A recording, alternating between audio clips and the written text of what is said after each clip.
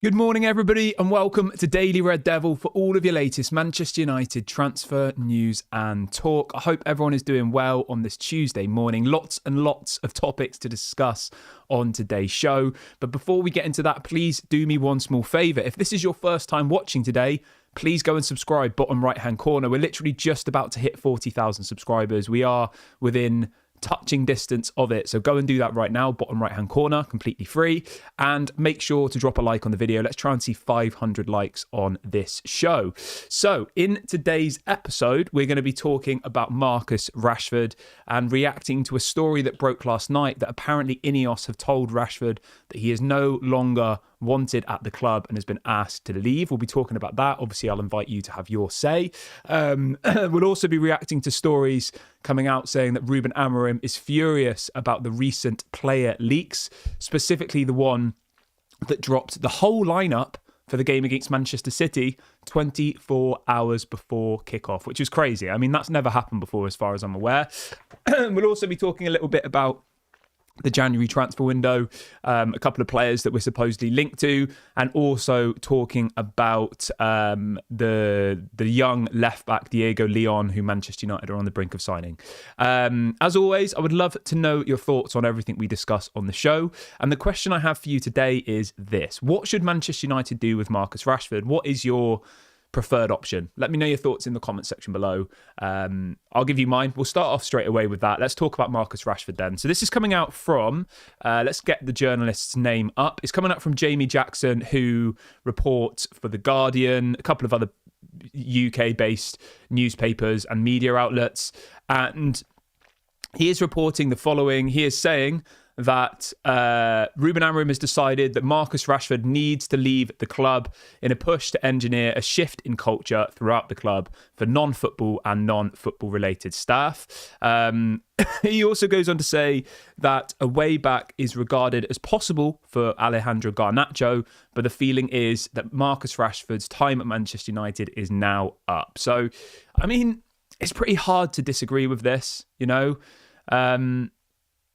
Whether you think Marcus Rashford's a good footballer, whether you think that, you know, some people will say, oh, he scored 30 goals 2 seasons ago. Like, fair enough. I agree he scored 30 goals 2 seasons ago. But it's impossible to ignore the fact that we need to change the culture at Manchester United, right? And Marcus Rashford just doesn't do himself any favours. Can we all agree on that? For the last 18 months, he looks like he doesn't care. He's sulking, his head's down. Now, maybe there's things going on off the pitch. We don't know, okay? And that's fine. You know, if he's got issues going on off the pitch, then obviously I feel for him on a human level. But from a footballing perspective, Ruben Amorim's job is to make Manchester United successful. It's as simple as that. You know, he's not a therapist. I mean, you know what I mean, right? His job is to come in and to make Manchester United a success again. And he's come into Manchester United and he can see certain players aren't motivated anymore. They're on massive amounts of money. And Marcus Rashford is clearly one of those. He's on £325,000 a week. And when you don't even get picked for a match day squad because you've not been putting in enough effort, that should be the nail in the coffin for any player. Imagine if a Roy Keane or, you know, someone like a Gary Neville did that when they used to play for Man United. It just didn't happen, did it? Because those players knew that not only they did it for their own personal pride, but they knew that if they weren't giving 100%, their teammates around them would be like, what are you doing? Get a grip. You're playing for Manchester United. Now, obviously, you know, I understand that 325 grand a week to me or you sounds like a lot of money, right? Or obviously, it is a lot of money. It's life-changing money for most people. But Marcus Rashford's been on that type of money for a long time. And if he's not happy in his head, if he's got things going on off the pitch, it doesn't matter how much money you're earning. You know, so I do feel for him on a human level, but from a footballing perspective, I see absolutely zero reason to keep him. I can't think of one. And I know people always boil back to this, oh, he scored 30 goals 2 seasons ago thing, but that was like an anomaly. If you look at his stats over the last kind of, how long has he been at Manchester United in the first team? It was since Van Gaal, wasn't it? So probably 8 years, I would say. Let me have a look. When did he make his debut?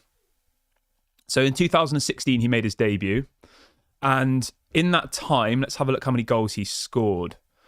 And the reason I'm bringing this up is, you know, you can say, oh, he scored 30 goals in one season. And people say, oh, he scored 30 goals. Like, why are you criticising him?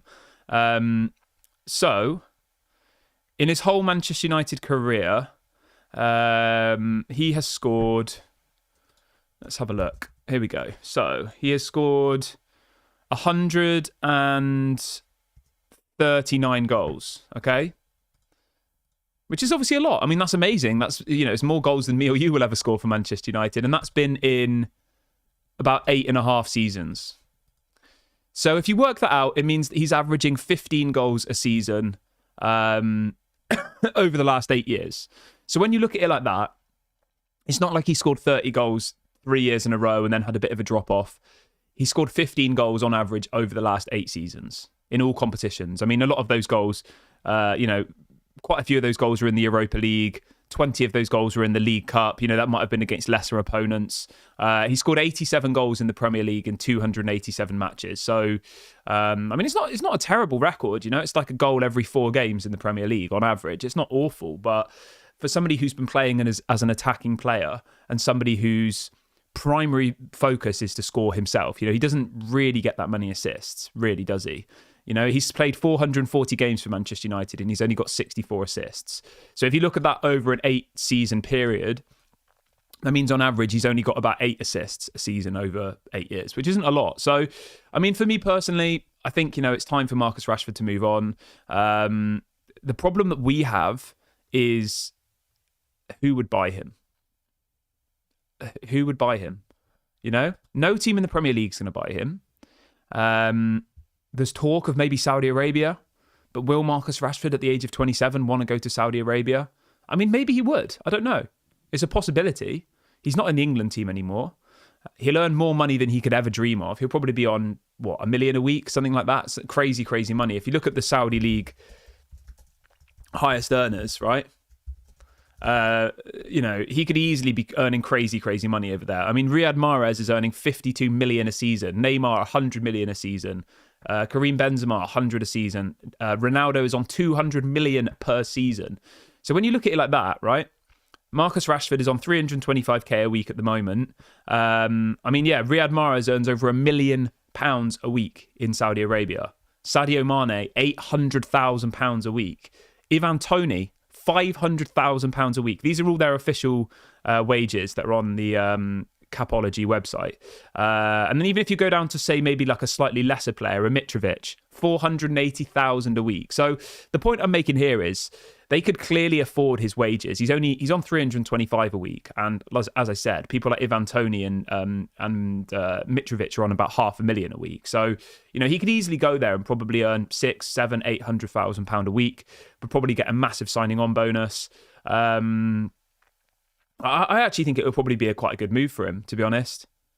I know the Saudi League is a bit, it's quite a low level, isn't it? But is the Saudi League any worse than the French League? I don't think it is, personally.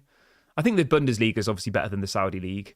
La Liga is obviously better than the Saudi League. But generally, if you look at some of the talent that's in the Saudi League now, you go through some of the players' names. Even from the bottom of this list, you've got people like Joao Cancelo, Moussa Diaby, Firmino, Laporte, Kante, Ivan Toney, Koulibaly, Sadio Mane, Mahrez, Neymar, Benzema, Ronaldo. Yes, quite a few of those players are towards the twilight of their career. But there are still players like, Moussa Diaby. He's only 25. He's playing in the Saudi League. Ruben Neves is only 27. He's playing in the Saudi League. I think Moussa Diaby and Ruben Neves would both get in our team at the moment, to be honest. I think, if we could do this deal, I think it would be clever. But at the moment, realistically, our options are relatively limited. The story also says that apparently MLS teams are interested in Marcus Rashford. Would Marcus Rashford want to move to America? We've heard from interviews from Rashford before that he would apparently love to go and live in America. So, yeah. The problem that Manchester United have is finding a buyer. It's as simple as that. If they find the buyer, I think he'll be sold 100%. So, yeah. People in the chat are saying, what about PSG? Apparently, PSG aren't interested. That's what's being reported this morning, that PSG are not interested in Marcus Rashford. So that's what I'm saying. There isn't really anyone else. Bayern Munich aren't going to buy him, I doubt. Real Madrid, I doubt, are going to buy him.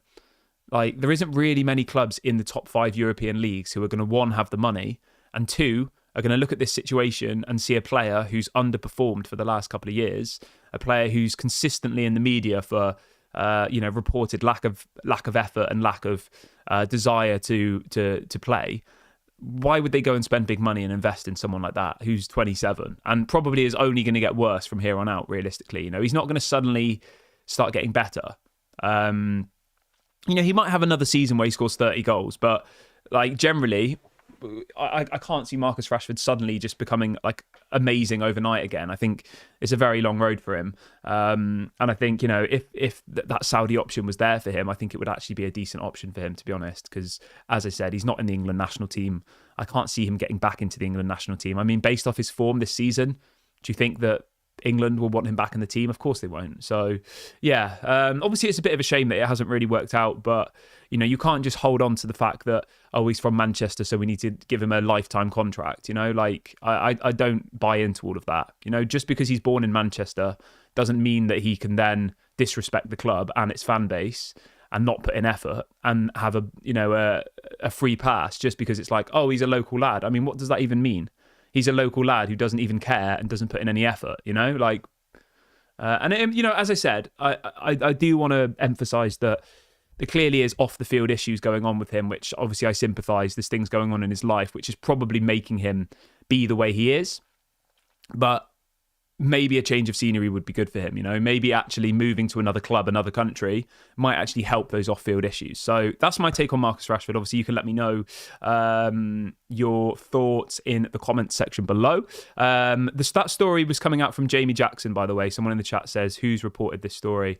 It was coming from Jamie Jackson, who reports for The Guardian. He's quite reliable around Manchester United. But there's lots and lots of people saying that Man United want to sell Marcus Rashford. It's a widely reported thing. Just a quick one, everybody. Can you do me a small favour and hit the like button? We're trying to hit 500 likes on this episode. We've got over 300 people watching already, so please go and do that right now. And if this is your first time watching, don't forget to subscribe as well, bottom right-hand corner. We are literally just about to hit 40,000 subscribers, so go and do that right now if you haven't already. Let's try and get to 40,000. That's the next milestone. So, yeah. Let me just have a sip of my water. I've got a bit of a dry throat still.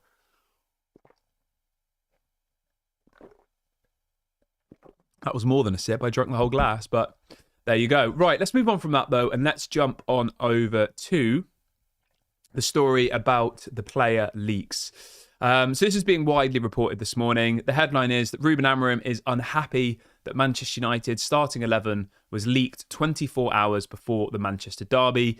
It goes on to say that he feels it undermines his team's chances of victory. I mean, there's not really much more to add to that, is there? I mean, whoever thinks it's a good idea to leak the lineup 24 hours, obviously it was Samuel Luckhurst who put the story out, but he got the story from someone in the club.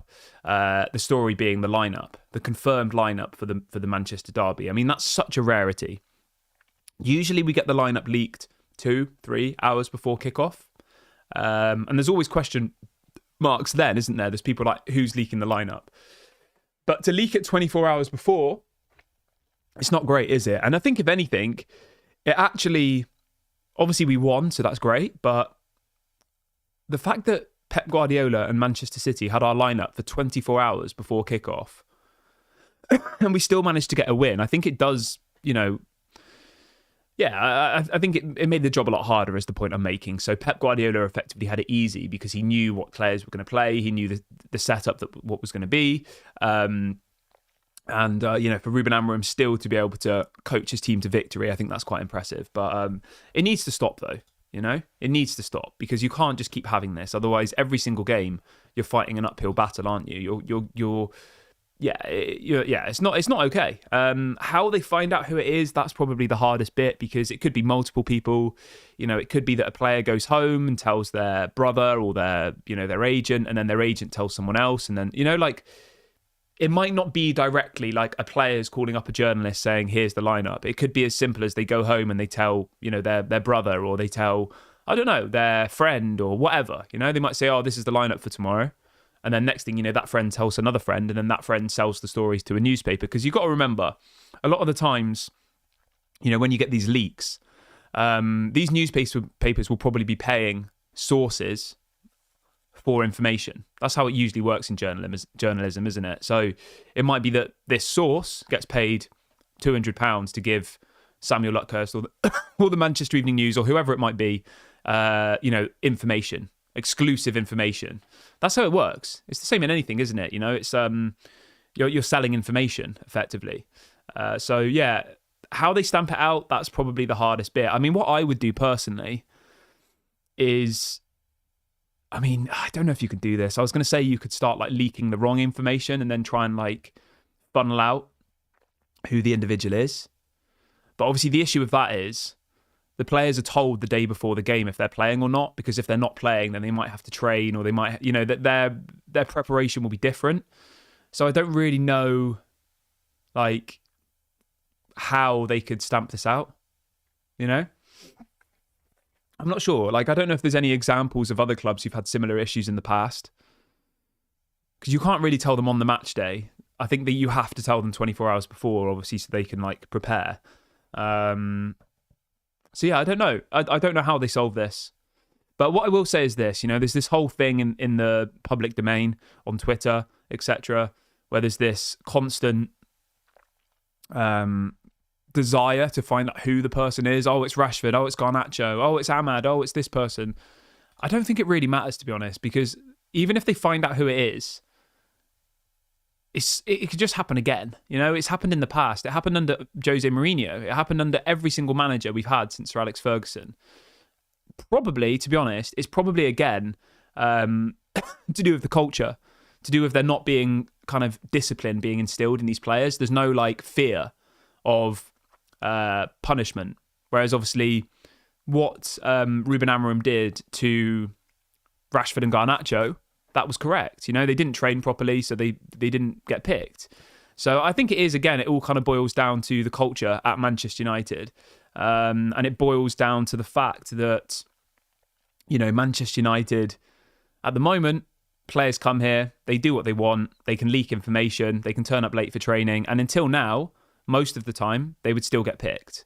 I know, obviously, we had the Sancho situation, but other than the Sancho situation, a lot of the time it was just players effectively being allowed to do whatever they want and would still get paid and still play. And that needs to change. Let's see what people are saying in the chat. Somebody in the chat says he thinks that Rashford and Garnacho will both be in the lineup against Tottenham on Thursday. We'll wait and see. I have no problem with that. If Rashford and Garnacho are in the lineup, that shows that they've trained well this week and they've responded well to the criticism from Ruben Amorim. And that's all we want. We want the players to perform. Fred says it's probably somebody who knows they're on their way out. Yeah, that's the thing, isn't it? There's going to be quite a few unhappy players at the moment. Christian Eriksen hasn't had a sniff since Ruben Amorim's come in. I'm not saying it's Eriksen. I'm just saying there are lots of players in the club at the moment who, are maybe not being picked. Maybe they're injured. Like, we don't know, do we? And again, as I said, I highly doubt it's Garnacho, Rashford, Bruno picking up the phone to Samuel Luckhurst and saying this is the lineup. I would almost be certain that it will be one of these players talks to a friend, talks to a family member. That family member then sells the information, or do you know what I mean? It'll be something like that. It's not going to be. I would be honestly stunned if Garnacho's picking up the phone straight after the meeting and calling up Samuel Luckhurst. I mean, why would he do that? He doesn't need the money. He doesn't need the spotlight. And people might say, oh, they're trying to cause, a stir and all the rest of it. I just don't think it's that. I don't think it's as targeted as some people are making out. Oh, it's the leaks, it's this, it's that. I honestly just think it's probably maybe younger players who don't think it through, tell somebody, and then that person tells somebody else, and it kind of, it's like Chinese whispers, and then eventually it passes back to a journalist who then puts the story out. Somebody in the chat says, do you think we'll sign anyone in January? I think we need to sign players in January. Whether we will or not is a whole nother matter. Obviously, we've got quite a few players whose contracts expires in the summer. Eriksen, Lindelof, Maguire, Tom Heaton. There's a couple of others as well that I can't remember off the top of my head. But I would be looking to move these players on. All of these players whose contracts expire, I'd be looking to move them on in January. That would be the most sensible thing. That should generate a little bit of money. And that should then allow us to go and get, I would say, a left back. And I would probably say another attacking player. I mean, if we were able to sell Rashford in January, that would be amazing. But I think the likelihood of that happening is pretty small, to be honest. Yeah, but we'll see, innit? Like, who knows? Obviously, the transfer window opens on January the 1st, which is very soon, isn't it? Let's have a look. January the 1st. Is it next week? No. 2 weeks on Wednesday is when the transfer window opens. Obviously, you've got Christmas and New Year, and then you've got transfer window opening on January the 1st. So, yeah, we'll wait and see what happens. But I'm going to wrap the video up here, guys. It feels like a good point to end today's show. Thank you very much for joining me today. Please make sure to drop a like before you leave. Let's try and get to that 500 likes target. And if this is your first time watching, don't forget to subscribe. On the road to 40k. Let's try and hit that today. Speak to you all later. Bye for now.